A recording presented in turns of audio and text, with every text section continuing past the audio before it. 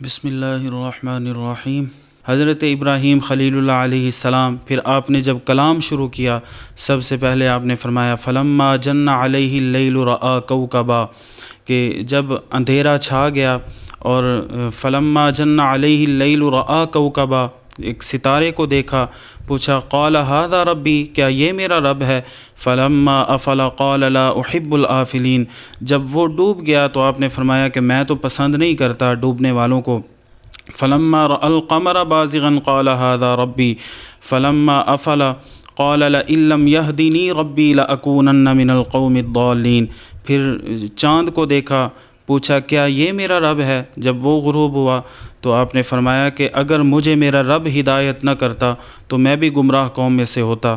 فلما رأى الشمس بازغة قال ھذا ربی ھذا اکبر، پھر جب سورج کو دیکھا آپ نے فرمایا کیا یہ میرا رب ہے؟ یہ تو بہت بڑا ہے۔ فلما افلت قال یا قوم انی بریء مما تشرکون، جب وہ غروب ہوا تو آپ نے فرمایا کہ میں بیزار ہوں، انی بریء مما تشرکون، اس چیز سے کہ جسے تم شریک ٹھہراتے ہو۔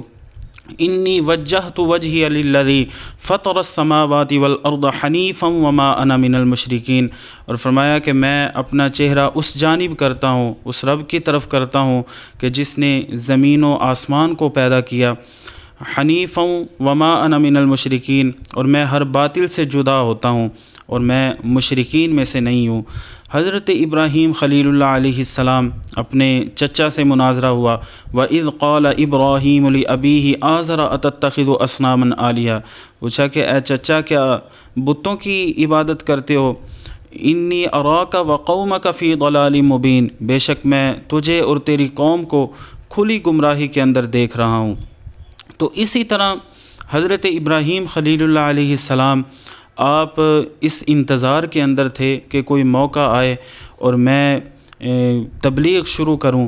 تو ادھر قوم والوں کی عید کا دن جب قریب آیا تو وہ آ کر حضرت ابراہیم خلیل اللہ علیہ السلام سے کہنے لگے کہ ہماری عید کا دن جو ہے وہ قریب آ رہا ہے اور آپ بھی دیکھنا کہ ہمارے دین کے اندر کتنی رونقیں ہیں۔ تو حضرت ابراہیم خلیل اللہ علیہ السلام آپ نے اس وقت فرمایا وَتَاللَّهِ لَأَكِيدَنَّ أَصْنَامَكُمْ بَعْدَ أَن تُوَلُّوا مُدْبِرِينَ، یعنی پہلے آپ نے فرمایا کہ میں تو بیمار ہوں، اور وہ لوگ متعدی مرض سے بہت زیادہ گھبراتے تھے، وہ چلے گئے، لیکن جیسے ہی وہ شخص جا رہا تھا آپ نے اونچی آواز سے کہا وَتَاللَّهِ لَأَكِيدَنَّ أَصْنَامَكُمْ بَعْدَ أَن تُوَلُّوا مُدْبِرِينَ، کہ خدا کی قسم میں تمہارے بتوں کا بہت برا چاہوں گا تمہارے پیٹ پھیر کر جانے کے بعد۔ تو اس نے یہ بات سن لی تھی۔ اب جب وہ سب جانے لگے تو بت خانے کی جو چابی تھی وہ آزر کے پاس تھی، اور آزر کو پتہ چلا کہ حضرت ابراہیم خلیل اللہ علیہ السلام آپ نہیں جا رہے، تو آزر نے کہا کہ یہ چابی آپ رکھیے اپنے پاس اور خیال رکھیے گا۔ حضرت ابراہیم خلیل اللہ علیہ السلام آپ جب بتوں کے سامنے گئے، آپ نے کہا کہ کیا بات ہے ما لکم لا تنطقون، تم بولتے کیوں نہیں ہو؟ تو بتوں کے سامنے طرح طرح کے کھانے رکھے ہوئے، حضرت ابراہیم خلیل اللہ علیہ السلام آپ نے تمام بتوں کو ریزہ ریزہ کر دیا اور اس کلہاڑے کو بڑے بت کے ہاتھ کے اوپر رکھ دیا تاکہ فَجَعَلَهُمْ جُذَاذًا إِلَّا كَبِيرًا لَهُمْ لَعَلَّهُمْ إِلَيْهِ يَرْجِعُونَ، تاکہ جب وہ لوگ دیکھیں ان کی حالت تو پھر بڑے کی طرف رجوع کریں گے۔ اب جب وہ سب آئے ہیں تو آ کر انہوں نے بت خانے کی حالت دیکھی تو غصے سے پاگل ہو گئے کہ ان کا حال کس نے کیا ہوگا۔ ان میں سے ایک شخص بولا قالوا سمعنا فتى يذكرهم يقال له ابراہیم، کہ میں نے سنا تھا ایک شخص کی بات کو جسے ابراہیم کہا جاتا ہے۔ تو اب نمرود کہنے لگا کہ اس کو بلاؤ، اس سے پوچھتے ہیں شاید کہ وہ اس چیز کی گواہی دیں کہ یہ کام کس نے کیا ہے۔ نمرود نے جب حضرت ابراہیم خلیل اللہ علیہ السلام کو بلانے کا کہا، حضرت ابراہیم خلیل اللہ علیہ السلام آپ نمرود کے دربار میں گئے ہیں، تو اس کے دربار کا یہ اصول تھا کہ جو بھی آتا آ کر پہلے سجدہ کرتا، مگر حضرت ابراہیم خلیل اللہ علیہ السلام نے سجدہ نہ کیا بلکہ سامنے آ کر کھڑے ہو گئے۔ نمرود نے پوچھا کہ تو نے مجھے سجدہ کیوں نہ کیا؟ تو حضرت ابراہیم خلیل اللہ علیہ السلام نے فرمایا کہ میں اپنے رب کے سوا کسی کو سجدہ نہیں کرتا۔ تو پوچھا کہ تیرا رب کون ہے؟ آپ نے فرمایا ربی الذی یحیی و یمیت، میرا رب وہ ہے کہ جو زندہ کرتا ہے اور مارتا ہے۔ وہ کہنے لگا قال انا احیی و امیت، میں زندہ کرتا ہوں اور مارتا ہوں۔ اس نے دو اشخاص بلائے، ایک کو آزاد کر دیا، ایک کو مار دیا، اور کہا کہ یہ دیکھو میں نے ایک کو زندہ کیا ہے اور ایک کو مار دیا ہے، جب کہ وہ جانتا نہیں تھا کہ عدم سے وجود کے اندر لانا ہے۔ زندہ کرنے سے مراد یہ ہے اور مارنے سے مراد قتل کرنا نہیں ہے بلکہ روح کو قبض کرنا ہے۔ تو یہ ساری باتیں تھیں، لیکن اس کے باوجود حضرت ابراہیم خلیل اللہ علیہ السلام آپ نے کوئی اور سوال نہ کیا، بلکہ آپ نے فرمایا قال ابراہیم فإن اللہ یأتی بالشمس من المشرق فأت بها من المغرب۔ اگر ایسی بات ہے کہ تو اگر کہتا اپنے آپ کو رب کہتا ہے تو فرمایا قال ابراہیم فإن اللہ یأتی بالشمس من المشرق فأت بها من المغرب، فرمایا میرا رب تو سورج کو مشرق سے طلوع کرتا ہے تو مغرب سے لے کے آ جا۔ تو جب یہ سوال کیا فبہت الذی کفر، تو اس کافر کے ہوش اڑ گئے۔ جب ایسے لوگوں کے پاس کوئی آگے سے جواب نہیں ہوتا تو پھر یہ ظلم پر اتر آتے ہیں۔ اس نے کہا کہ قالوا حرقوه وانصروا آلہتکم ان کنتم فاعلین، لوگوں سے کہنے لگا کہ اگر تم اپنے خداؤں کی، اپنے معبودوں کی مدد کرنا چاہتے ہو تو پھر ان کو جلا دو۔ اب جلانے کے انتظامات ہو رہے ہیں، لکڑیاں اکٹھی کی جا رہی ہیں، چار دیواری بنا دی گئی، اور اتنی زیادہ لکڑیاں کہ اس کی آگ جو ہے وہ آسمان سے باتیں کرنے لگی۔ اتنی بلند آگ، اگر کوئی پرندہ اوپر سے گزر جاتا تو وہ بھی مر کر گر پڑتا، اتنی زیادہ گرمی تھی۔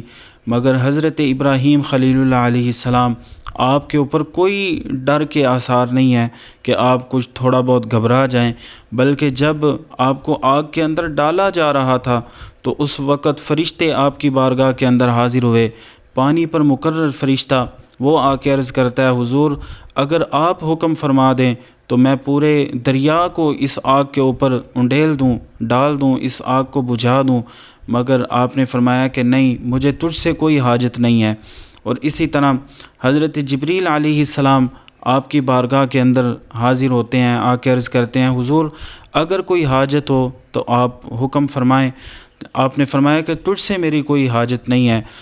حضرت جبریل علیہ السلام عرض کرتے ہیں کہ میں اس بارگاہ تک، وہاں تک جا سکتا ہوں جہاں کوئی نہیں جا سکتا، مگر حضرت ابراہیم خلیل اللہ علیہ السلام آپ نے فرمایا کہ میرا رب میرے حال سے واقف ہے، اگر وہ جس حال میں مجھے رکھنا چاہتا ہے میں اسی حال میں رہنا پسند کروں گا۔